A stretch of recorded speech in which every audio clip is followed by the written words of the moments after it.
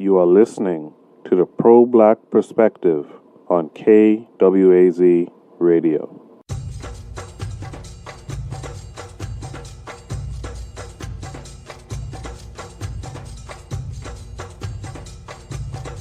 Welcome to the Pro-Black Perspective, where black problems are addressed with black solutions. Your host tonight is the author of the Pro-Black Compendium and Zuberi and the Maroons of Maa, the Pan-African Nationalist, Oni. Oni, what are we discussing tonight? Peace on Kobia.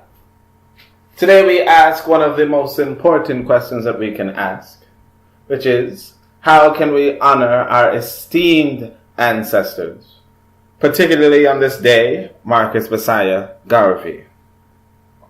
Now, normally I would release my podcast on Saturday, 10 a.m. However, if you are noting this, if you have subscribed and liked and said to yourself that you will receive notifications whenever I release a podcast, you will know that today is not Saturday, but Friday, August 17th. And the reason so is that today is Marcus Garvey's birthday. And because Marcus Garvey is so important, I said to myself, instead of wishing him or honoring him the day after his birthday, I chose to honor him the day of his birthday. We must ask ourselves, how can we honor Marcus Garvey? How can we honor him? There are a few ways that you can.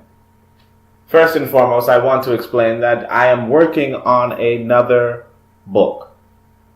This book will be a rhetorical device, a book for oratory and rhetoric. And if you must know, Marcus Garvey ranks as the number one orator of the African diaspora post-Ma'afa, at least in the Anglophone world. Everyone who has known Marcus Garvey has said, that man is a good speaker. That man is the great speaker. And so a book dealing with great speeches and great speechcraft must cover Marcus Garvey, notwithstanding that he has the consciousness that we should aspire to attain. Frederick Douglass is another example of a good speaker, but he does not have the consciousness that we should aspire to. He is a consciousness that is far from what we want. We must understand, for instance, that it is upon us to judge our people based upon at least one principle, and that is, do they know who their enemy is? If you do not know who your enemy is, then you are lost. You have lost before you started. Anyone can tell you this. Your enemies can tell you this. The most important thing for any African warrior is to know whom they are at war with. If you do not know that, I'm afraid you don't know anything. And again, I said who you are at war with, not what you are at war with. You are at war with people, not systems. Some people will tell you that you must understand white supremacy, and not understanding white supremacy, you will know nothing. That's nearly Fuller Jr. However, it is not supremacy, white supremacy. It's not the system of white supremacy. It's white people that you are at war with. White people. People. I say it again. Now, within this book, I'm going to also include a list of books you can read, and even days that you can converse on these, that days you should converse on these books.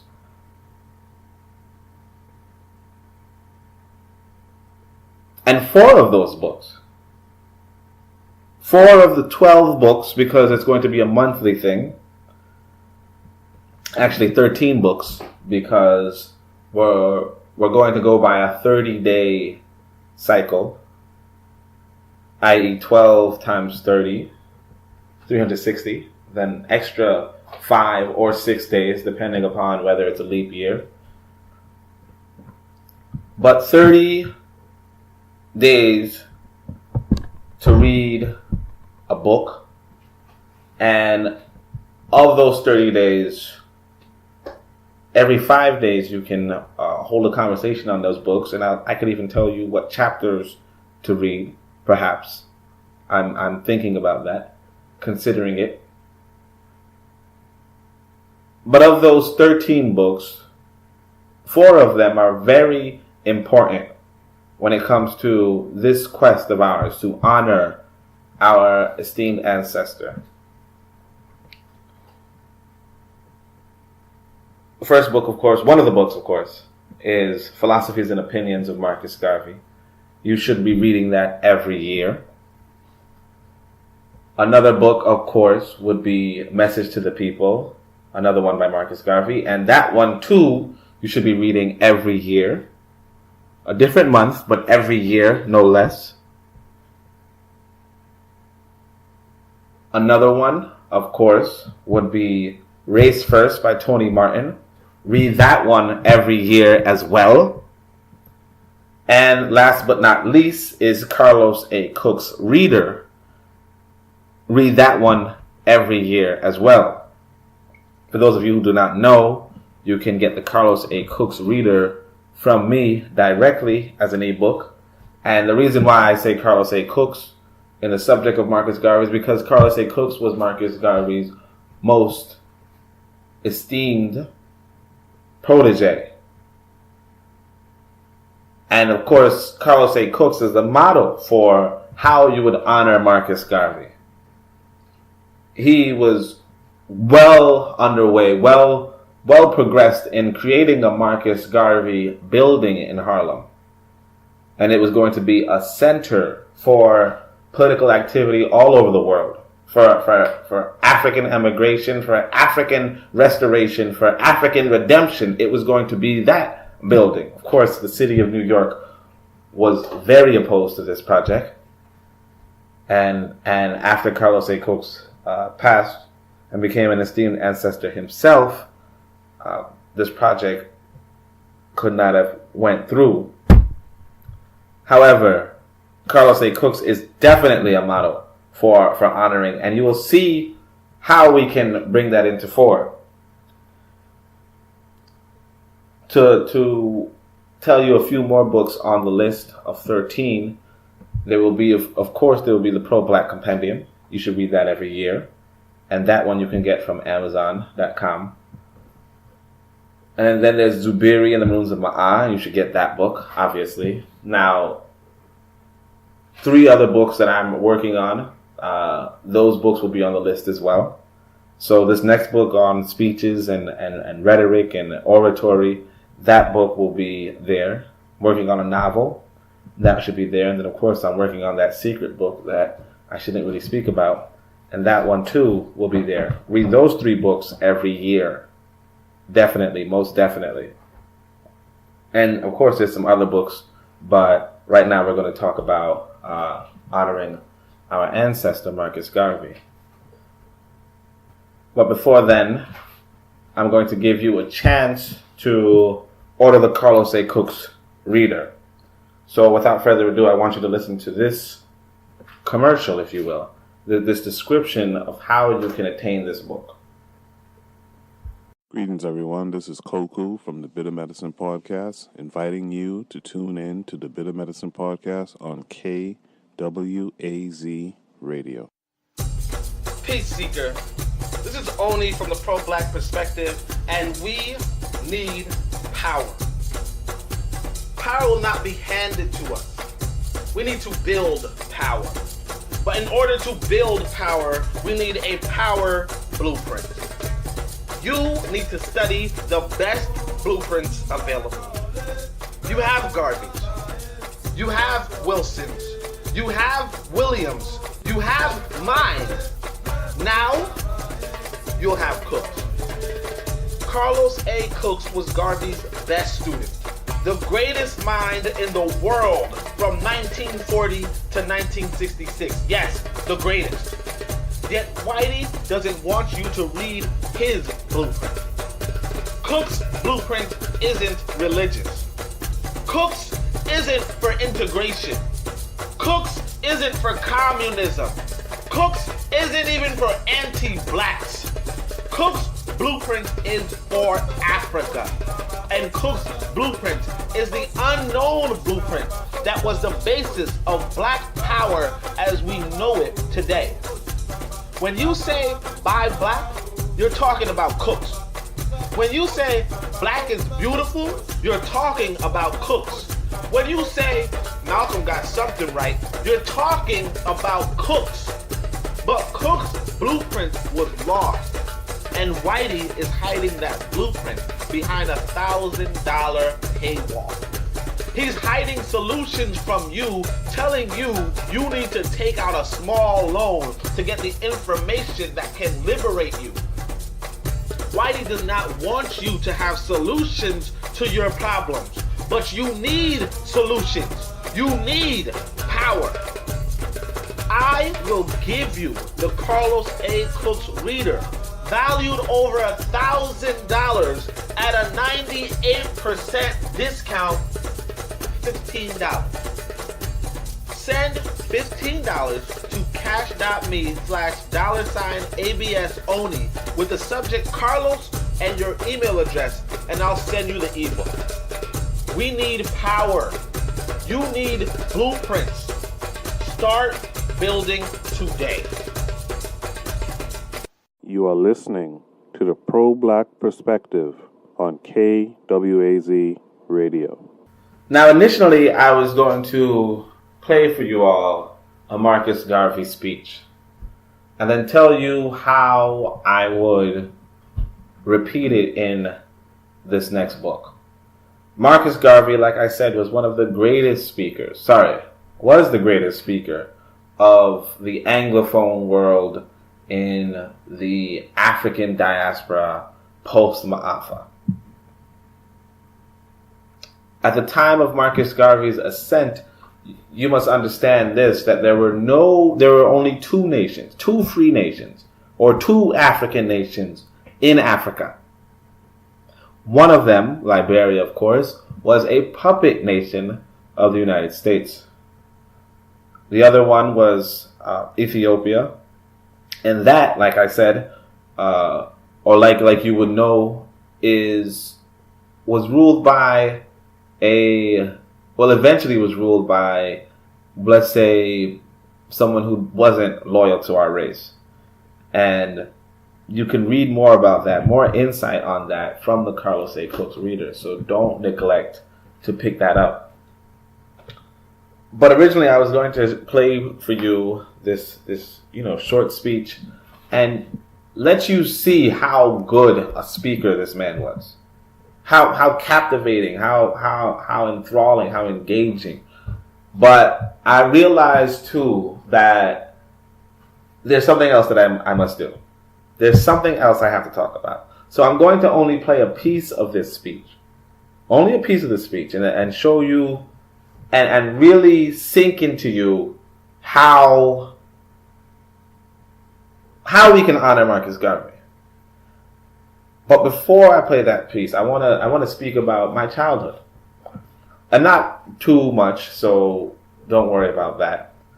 I want to talk about how recently I've been sitting down and wondering, let's say it this way. Our ancestors, they communicate with us regularly. Sometimes we don't understand what they're saying, but we know they are saying something. So recently I've been getting reminders of a video game I played when I was younger. not so much the video game itself, but how many hours I put into the video game. I remember proudly vaunting how I put 100+ hours into a video game of some white boy, some, let's say, brown-haired white boy, running around fighting, demons and monsters and other white people, of course, just navigating a white world. And that's the game that came to my mind. He's going around collecting weapons, just fighting and in some ways, during my childhood, after school, before school, maybe, during the weekend, at my father's house, at my mother's house, at, let's say, a friend's house, playing video games, maybe not this one, but playing video games and being bombarded with white images, being bombarded with this idea that white people are heroes, and being reminded of other games, looking forward to white people and Japanese people creating video games for my entertainment, putting cash into it, begging for cash to put into this industry, creating an industry of video games so that Japanese people or white people can prosper distributing these games to me. Looking at my siblings as talented for finishing these games and solving these puzzles that these white boys and these Japanese boys dreamed up of. Looking at my brothers side-eyed because they would look for cheat codes in order to proceed or progress in these video games, as opposed to relying upon their own, to my delusion, intelligence.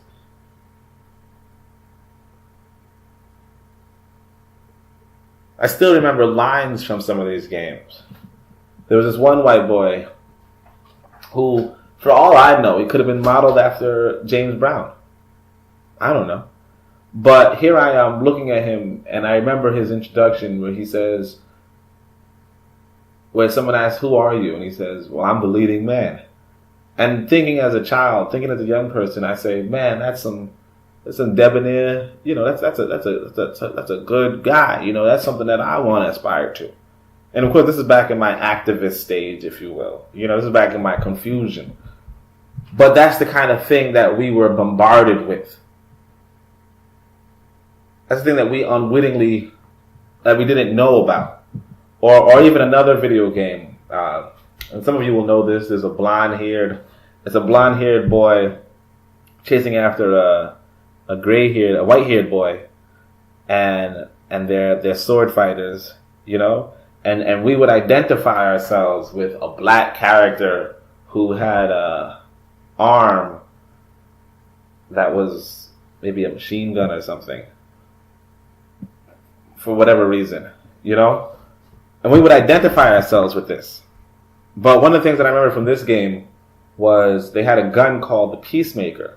And to me, that was very interesting. I didn't know that there was a real gun called a Peacemaker. I thought these Japanese boys were being creative. But the reality was, there you had it. Getting a political education, if you will. Getting a moral education. A lot of us don't realize that there's morality taught in these video games. A lot of it is moralism. And the game I just mentioned with the blonde-haired boy, when one of the protagonists, one of his love interests dies, I think. I don't know if it was a love interest or not. But it was, at the time, sad. It was emotionally evocative. And that's a shame. Here you have young boys dealing with death and emotions behind death, and they're attaching it to white people. A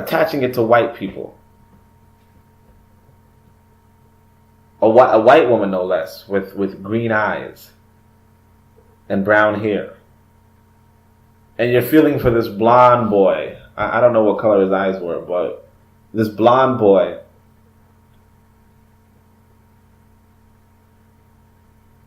And the black character might have been comic relief.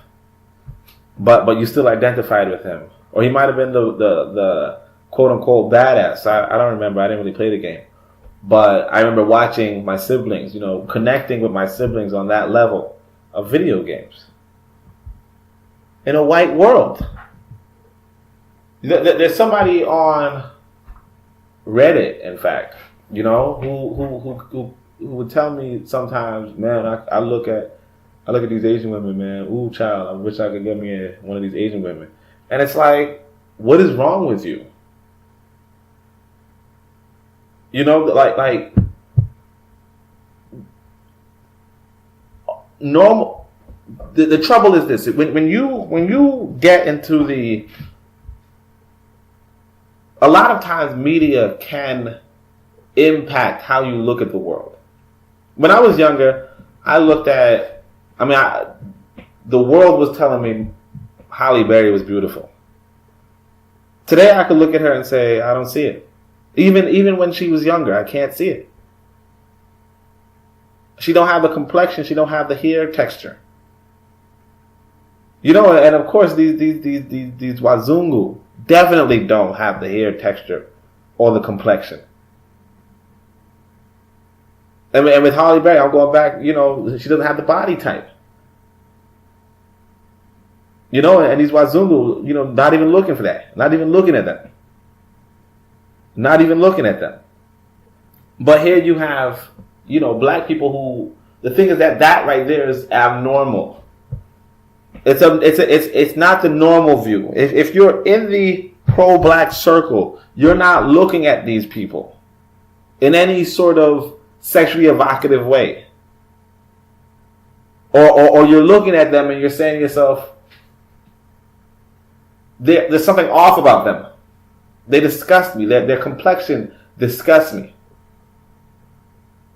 Particularly white people. You say that complexion disgusts me. Or you look at them and you say, I think they're diseased. I know they smell bad. I don't get close enough to smell them, but I know they smell bad. I did not want to be around their poisons that they have. The toxins that they have. I would not want to be around that. That's what you would say if you had some consciousness, but then most of us don't. Every other day, some light skinned or some mixed race or some white person is hailed as some sort of beauty. A normal people or a black person, a person proud to be black, would look at Cardi B, for instance, and say she's not attractive at all. Not attractive at all. Not even remotely.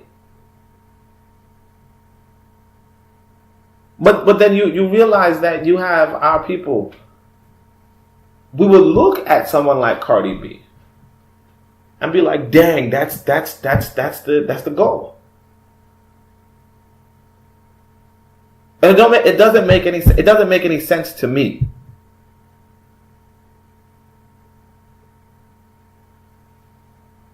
But then I remember that you are consuming this media. Like I said, I'm playing a video game with 100+ hours in a game. And believe me, that's not even abnormal. That's not unusual. I know this little boy, this boy who's maybe 18, 19, I can't remember his age, 19 years old, and he plays this video game called Fortnite. It's the latest game, right? And I hear about this boy. And he stays up till 6 a.m. playing this game. And he probably starts off playing the game around 12 p.m. or 1 p.m.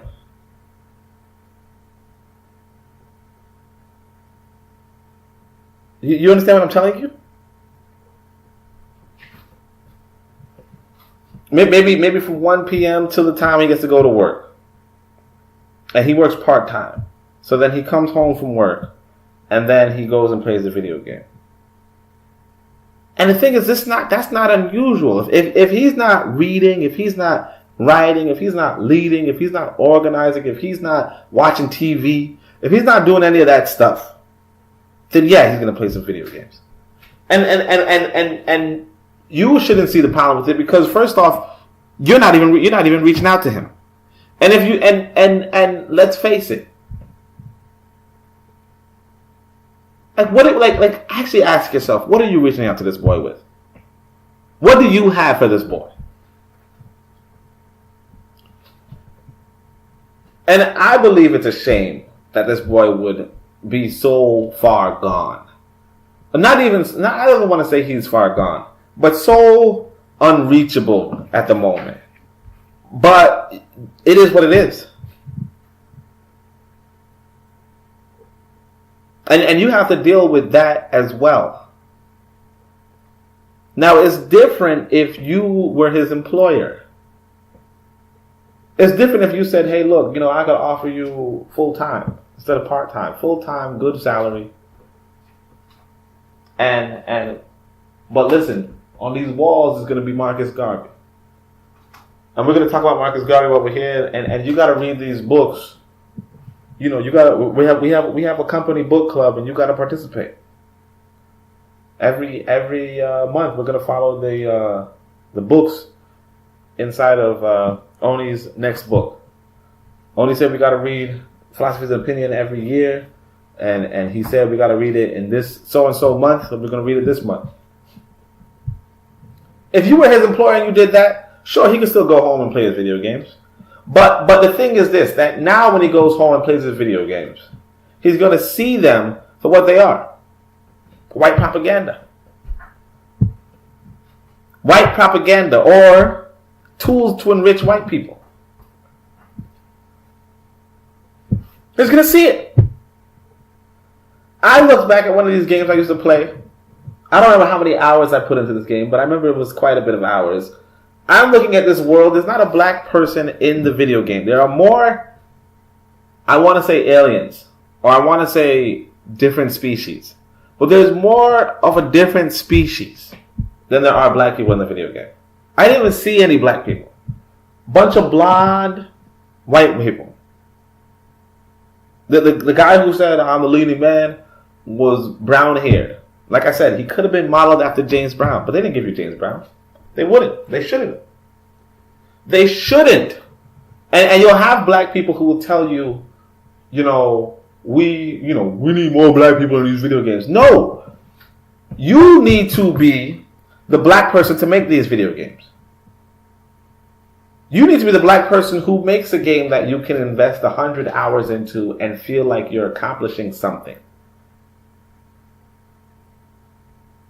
Because you need to be providing for your children. Nobody else should. You shouldn't ask anybody to provide for your children. When we did the class for the, I don't want to say class, when we did the study group, not even study group, when we did the warrior training that I had, and that I intend to, like, we might be able to do it in September if anybody's interested, or if enough people are interested. But when we did that warrior training, we came across Fannie Lou Haber, and she was saying, whatever the white man gives you, he could take back. He could take away. Whatever white people give you, they can take away. You understand? You think you have the internet now. Do you have a server? Do you have a server? Do you have the let's say the satellites to run the internet, or do you have the Ethernet cables or the network towers? Do you have those to run the internet? Because if you don't, that means that they can take it away from you. Or you might say, hey, at least I got clean water. Do you? Or does the white boy have clean water and he's just allowing you to use it? And we're gonna try to stay focused. But you have to understand where you are and what you're doing. And of course, You could even put this in a video game. So let's stay focused then. You can create a video game for your children.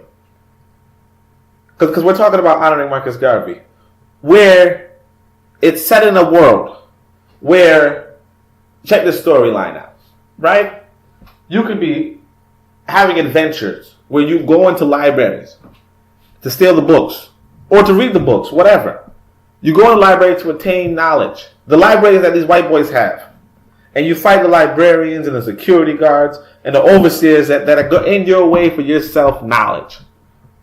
Right? Or you can go to museums and liberate artifacts and send them back to Africa. You understand? You could, and that's the thing that you're not realizing. You could set it in a world. And what's that world? You could set it in Zuberi's world.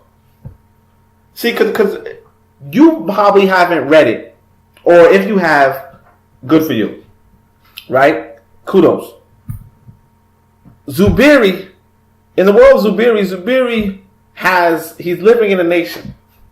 He's living in a powerful black nation that's constantly under attack, but also on the attack. You understand? So in the world of Zuberi, you never know. You could have a character, maybe not Zuberi himself, but you could have a character who can talk to Zuberi whenever he wants, sure. But he also leaves the Maa nation and sometimes goes into these secret, blends in with the black people who haven't joined the Maa nation because it's a gated community, right? Blend in with the black people outside of this liberated zone and go into museums and find the artifacts and take them.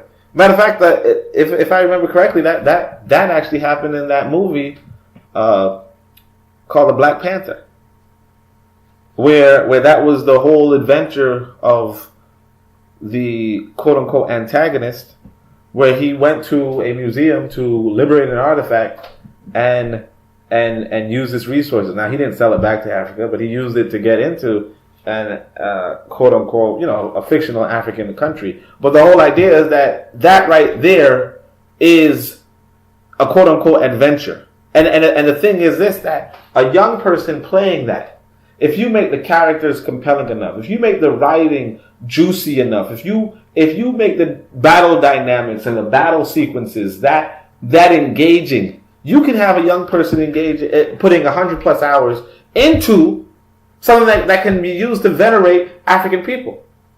You can make the best artifact the original manuscript of Philosophies and Opinions of Marcus Garvey.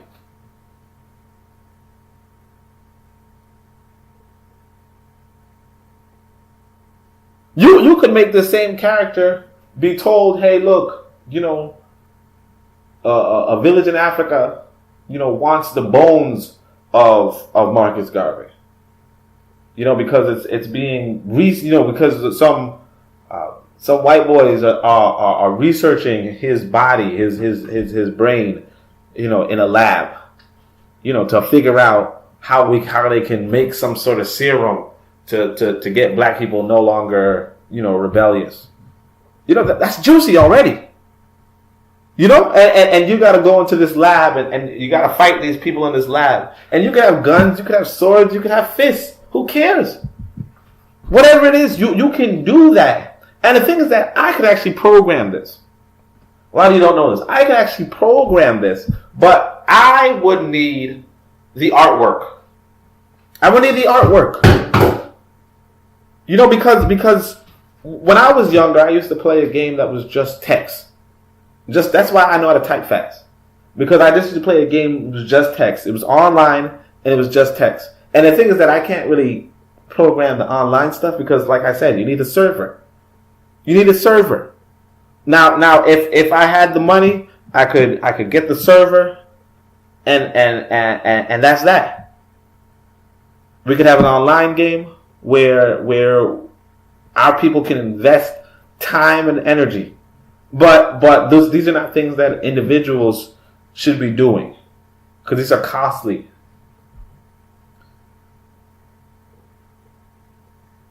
But again, like I said, we can use what we know to work. And it's not just video games, let's face it. It's not just video games. You can put 100 plus hours into a TV show, into movies. But the only trouble with movies and TV shows is that you don't really rewatch them like that. Some people might, some people may, but video games, they can absorb you. And of course you might say, well, what about books? And yes, books, you can do that. But again, 100 plus hours is stretching it.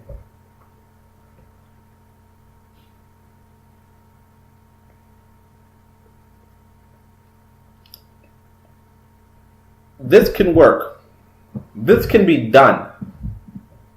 But like I said, you have to go back to the 4 words. How can I help? You got to go back to how can I help? And the trouble is that a lot of you do not want to help. A lot of you want to see it done, or a lot of you prefer for nothing to be done than to help it to get done. And there is, I'll admit, there is a black video game. I should have looked it up before I came here, but there is a black platformer that was made by some people in Africa, and that's a way to do it too. It's a fighting kind of game. That right there is one of those efforts that you should have gotten behind a long time ago. But all the same, this is what we have to deal with. This is what we could do. Now, I can, if it's worthwhile, if people are interested in helping out, I can create an adventure book. This is not one of the instrumental books that I'm going to add to this annual list, but I could create an adventure book where you can pick, choose your own story. Where you say, oh, well, should I go into this museum, without the manuscript of Marcus Garvey or whatever? And it's like, yes, no, go to page 82 or go to page 12. I could do that. I could also create an app that has something like that. I was actually working on something along those lines quite a bit ago. But all I'm saying is that this can be done. I wanted graphics though. I want graphics because I know that graphics can transfix or inspire and influence a person. That's what we really have to aim for. But short of that, we can get it done. And like I said, Zuberi and the Maroons of Maa is a world that we can set these games in. It's a whole world. It's a whole planet, and I definitely encourage you to read it. Definitely. But on the next side, I wanna show you another way that we can bring honor to Marcus Garvey and our other esteemed ancestors. Because just to clarify, you can honor Marcus Garvey and Zinga, Taharka in different ways, and in fact, we can even honor those people, those sorts of people, even further. Through Marcus Garvey, through our honoring of Marcus Garvey. And I'm going to show you that on the next side. So first I'm going to hit you with a little commercial, right? And then I'm going to show you a snippet of a Marcus Garvey speech and how, in fact, we can do something. We can do something in his name.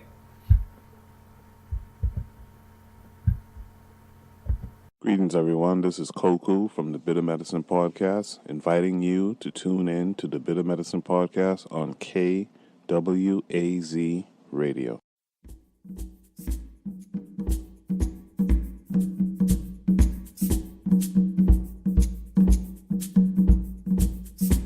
Greetings, family. This is Koku, host of the Bitter Medicine Podcast. In case you didn't know, we have an online book club called the Bitter Medicine Book Club. Every month, we will select a book to inspire the Bitter Medicine Podcast listening audience to read along together. At the end of the month, we will have a call-in show and book discussion. This is a great, dynamic way for readers to not only enjoy a book, but also have others to bounce ideas off of. They say if you want to keep anything away from black people, put it in a book. Don't allow this to be true. Head over to bittermedicineblogs.com and subscribe to our newsletter for important updates. Do that today. Join our reading collective today and empower yourselves, your family, and your community. Peace and blessings.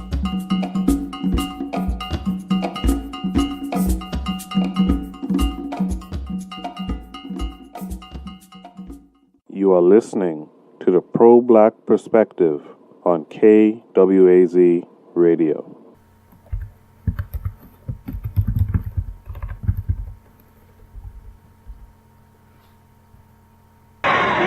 We shall do it. We have prayed to God for vision and for leadership. And He has given us a universal vision. A vision that will not limit our possibilities to America. A vision that will not limit our possibilities to the West Indies, but a vision that said there must be a free and redeemed Africa. Christ the crucified, Christ the despised. We appeal to you for help, for succor, for leadership. When you endeavor to carry your burden up the heights of Calvary, when white men scorned you, when white men scorned you, when white men spat upon you, when white men pierced your side out of which blood and water gushed forth, it was a black man in the name of Simon the Syrian who took your cross and bore it up the heights of Calvary.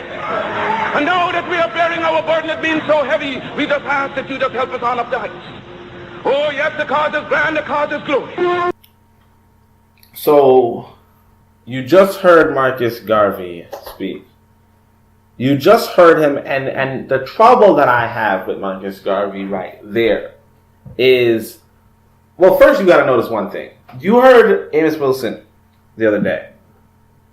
When I make this book, I'm going to rank and rate the speakers of our past. And the thing is that Marcus Garvey was hands down the best. We already know this. Not just the best that has a record, but the best, period. Right? The trouble that you would have, and you'll see that with Amos Wilson. I want to know whether I can include him on the top of those you can hear audio. But you hear that he says and a lot, and you will also hear that I say it quite a bit. But notice that Marcus Garvey did it, and that's a trait and a quality that we have to develop in ourselves as well. I'm trying to do it now, and of course I could have edited it out if I so chose, but notwithstanding that, that's a trait that we want to develop, and that's part and parcel of how we can give honor to Marcus Garvey. So Marcus Garvey is a great orator. Becoming a great speaker or speaking well is the way to honor Marcus Garvey. And more importantly, understanding what he wrote, but not, and understanding how he thought, but not imitating, but emulating. And there's a huge difference between those two that we as a people don't seem to understand. You can't keep imitating these people. Now, one of the people that I don't want to include in this book, because too many of us imitate him, is Malcolm X. Now, there's only one speech that I do want to include, kind of, or one part of the speech, but at the same time, I understand and I realize that too many people are imitating him. They're saying, hey, look, he does this Islam stuff. I want to do Islam too. And that right there is foolery, tomfoolery. You don't imitate, you emulate. Now, one of the troubles with Malcolm X, I'm going to say again, or another trouble is that, like I said before, you have to know who your enemy is. And unfortunately, you can't put Malcolm X on the list of people who understood who his enemy was. You can't. Because of what he said. And the thing is that so many people, in the vein of imitation, so many people are telling you, hey, look, you got to be cool with white people. You got to be nice with white people. You got to smile at white people. Because of Malcolm X. And that's a problem. You have to have clarity on that issue, if no other issue at all. Who is your enemy? And going back to emulation, not imitation, you will see that Marcus Garvey talks about the Christian religion too fervently. And you cannot look at it saying, hey, you know what, the Christian religion is a good thing. No. Now, earlier in this speech, he will tell you that he's talking about an Ethiopian God, if you will. But that's not enough. Because you heard him say something about Christ and Jesus and so on and so forth. And that in and of itself is a problem.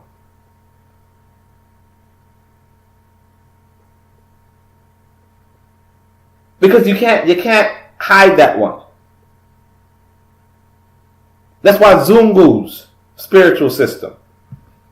And like I said, Carlos A. Cooks, again, he does not imitate Garvey. He emulates him. He does not include this Christian religious Wazungu spirituality. He doesn't include that. He gets rid of it, and that's how you would honor Marcus Garvey as well. So when I do this book, I intend to have his speech out because he's the best speaker. But unlike in the Pro-Black Compendium, in the Pro-Black Compendium, I didn't clean Marcus Garvey's work because I said, look, you can't clean the best, but you can. I do not want our youth, even though I want them to read Philosophies and Opinions of Marcus Garvey, and even though I want them to read Message to the People or Race First or whatever, I don't want them, if they're doing speech, if they're doing speaking practice, I do not want them to say God or Christ. I don't. Because you miss the point. You have to emulate, not imitate. That's how you honor.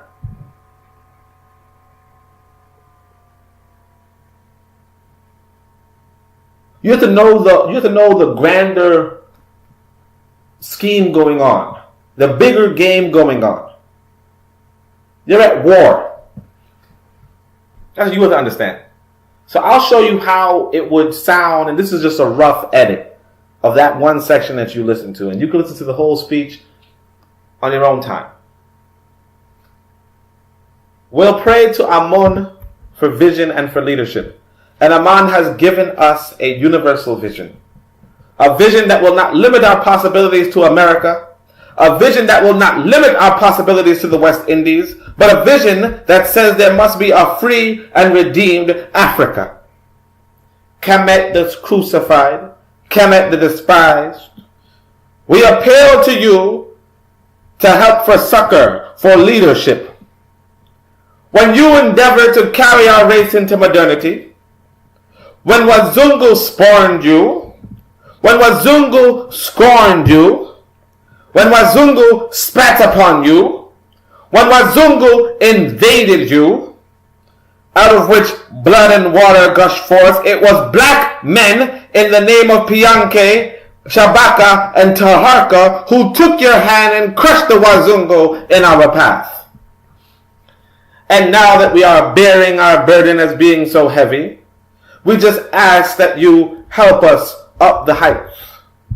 Oh yes, the cause is grand, the cause is glory. Surely we shall not turn back. Oh, sail on, sail on, sail on, oh mighty ship of state, sail on until the flag of the red, the black, and the green is perched upon the hilltops of Africa. Now, you understand, you notice, I say Amun. Now, I want to look into the research and figure out what kind of a name I should give to the Supreme Nature, the Most High. Of course, in the Pro-Black Compendium, I said Supreme Nature. You notice that I replaced Christ with Kemet.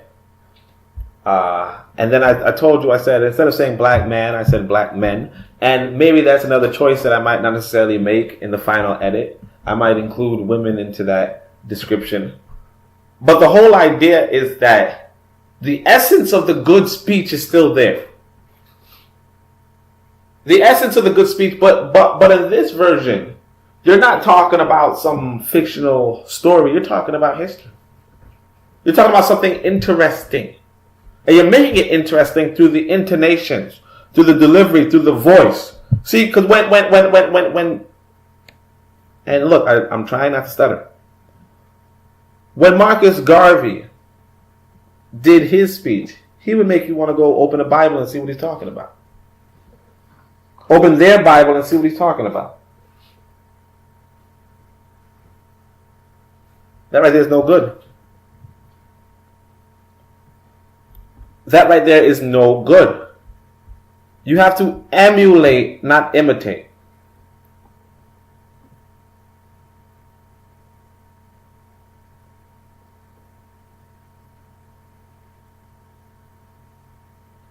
Listen to this right here. Greetings, everyone. This is Koku from the Bitter Medicine Podcast, inviting you to tune in to the Bitter Medicine Podcast on KWAZ Radio. Black people face one problem. The problem of ignorance. This is why those who opposed us stole us from our parents, disconnected us from our continent, and enforced on us illiteracy. But now the ignorance is self-inflicted. We send our children to their machines. We detach ourselves from our motherland, and we don't read meaningful literature. Consciousness is a series of stages. The sooner we get to one, the sooner we are ready for the higher. The Pro-Black Compendium accelerates the beginner to the advanced and provides for the advanced an unparalleled breadth. This is the sort of book your enemies do not want you to read, but our ancestors would insist you read twice. You are listening to the Pro-Black Perspective on KWAZ Radio.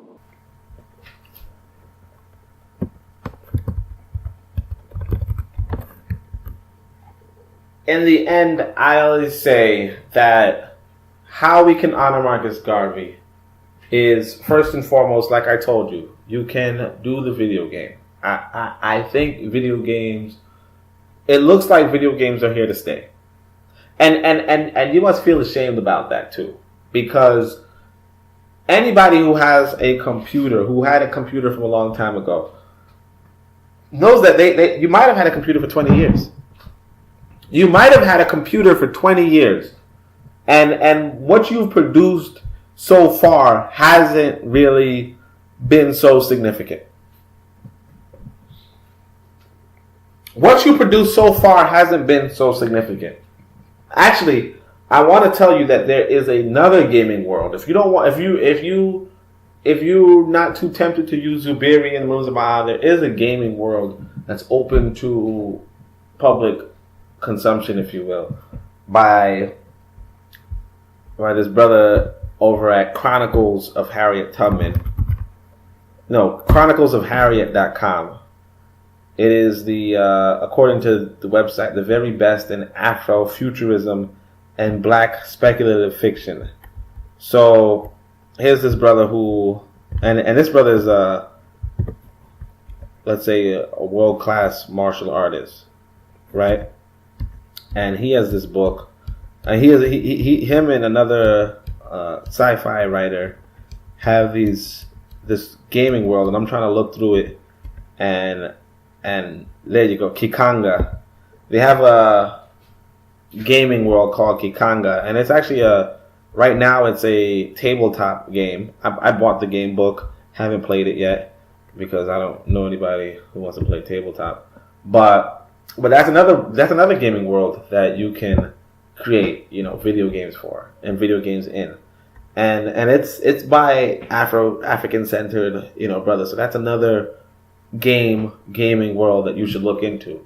But on the notion of honoring our ancestor, particularly on his birthday or any day, every day. Like I said, work on your speaking, work on your oration, work on your rhetoric. Support. Get the Carlos A. Cook's book. Read that. Like I said, read it annually. Get the Message to the People. Get Philosophies and Opinion.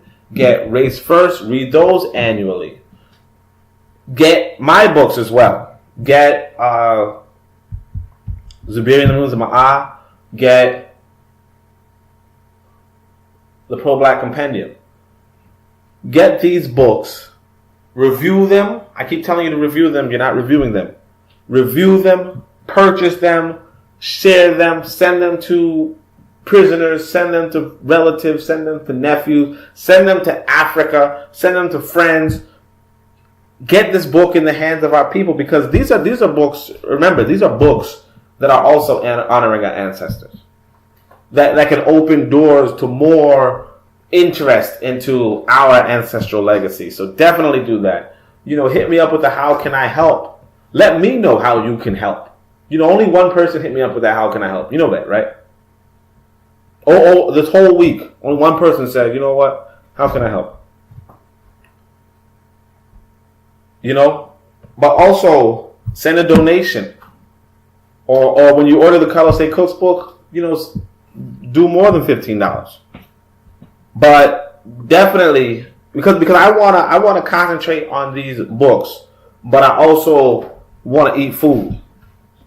If that makes any sense. I don't want to starve while I don't want to put all my energy into something that don't seem like anybody's really interested in. So let me know you're interested and not with just words that don't mean anything.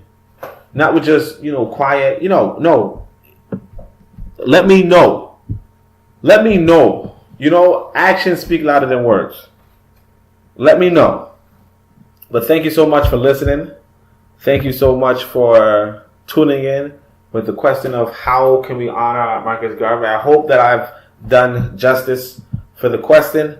If not, definitely, or if you feel like there's more I could say, definitely interact with me in the comment section and let me know how you think we should honor or could honor Marcus Garvey. By the way, just a reminder for those who might not know, the parade in Harlem today in honor of Marcus Garvey's birthday was first organized by Carlos A. Cooks. So again, like I said, get that ebook. Get it from me because I'm making it affordable. You can get it from Amazon for sometimes $1,000, right? I can look right now on Amazon. It is $700. Yeah, $700. So you can either do that or you can send me $15 or more, and that's the big difference. So hit me up with that, all right? But that's how we're gonna honor them. Honor someone who emulated his protege, really, really powerful protege. And I'm telling you, his book is very amazing. When you see the story of the Zulu in that book, you're gonna say to yourself, why did I not have this book before? But get those books, get my books, review them, and write me about them. Send me questions and try to join this warrior training I'm doing. Hit me up about that. But until next week, if I can make it next week, or if I record next week, until next week, Habibi Fahodie and Shemi Hotel. Thank you for listening.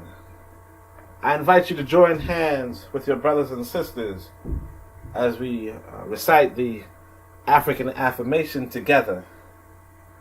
It's a call and response, so follow my lead. We are an African people, robbed from our homeland, robbed of our names, our languages, our cultures, our religions, our womanhood, our manhood, our sisterhood, our brotherhood, our motherhood, our fatherhood, our selfhood, our nationhood, and our self-respect. But we shall rise, never to fall again. Up, you mighty race, you can accomplish what you will. No justice, no peace. No justice, no peace. No justice,